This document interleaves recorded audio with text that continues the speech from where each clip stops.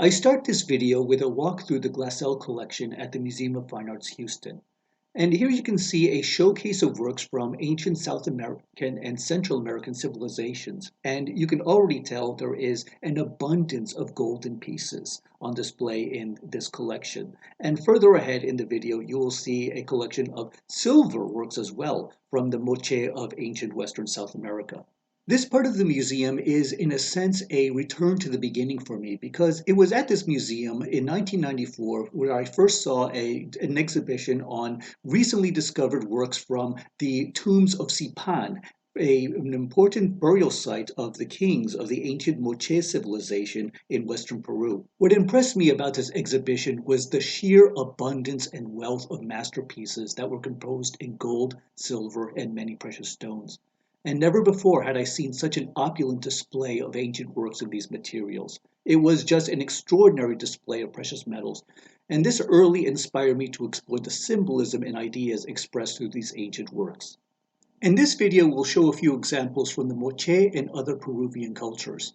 We will be looking at gold and silver as precious metals, metals that were valued because they were both symbolic and sacred. Most of the works in precious metal come from the northwest coast of Peru, the vicus Moche, Lambayeque, and Chimu.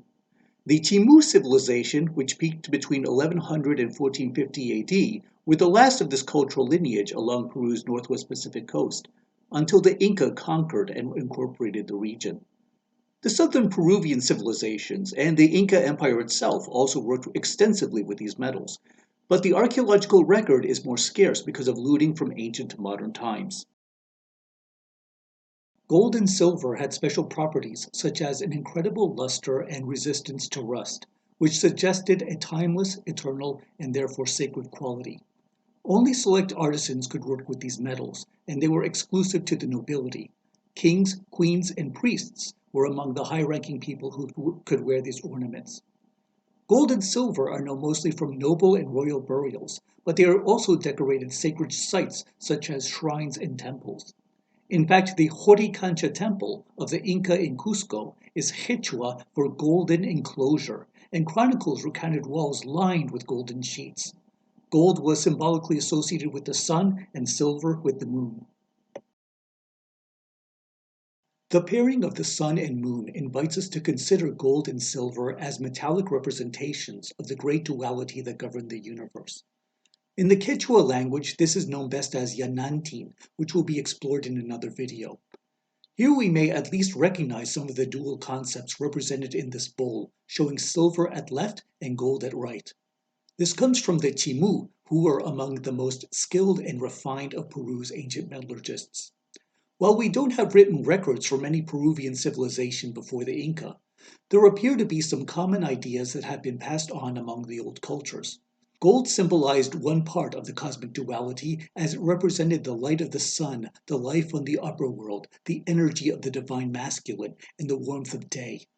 Silver, on the other hand, represented the shine of the moon and stars, the spirits in the underworld, the energy of the divine feminine, the cold and darkness of night, and the sacred mysteries in the darkness. Here we see the gold and silver halves meeting in the center, which could reflect the Quechua idea of tinku, the creative action from the encounter of the opposite forces. On display at the Larco Museum in Lima, this ensemble is the most complete set of golden decorations discovered from a single tomb in ancient Peru. It comes from the Chimu, and this display shows how all the pieces were set upon the deceased ruler upon burial. From the crown we can see massive plumes hinting at birds' ability to reach the sun. Here are ear flares, a beaded necklace, and a remarkable chest plate with embossed figurines, each wearing a half-moon headdress indicating either royal or sacred position. This was a glorious thing to see. The ancient metallurgists of South America discovered how to make alloys with gold, to combine glitter with malleability. In Colombia, for example, the native Muisca invented an alloy called tumbaga from gold and copper. Returning to Peru, the Moche and Lambayeque learned how to laminate gold upon other metals, which we see on today's mask.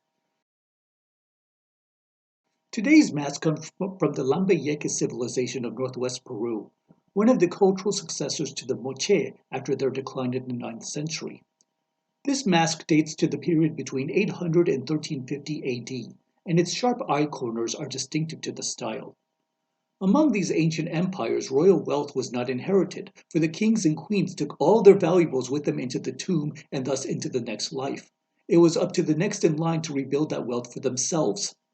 The kings of old could take the eternal and sacred metals into the afterlife so that even the gods in the other worlds could recognize the status and power they were bringing with them and ensure their immortality.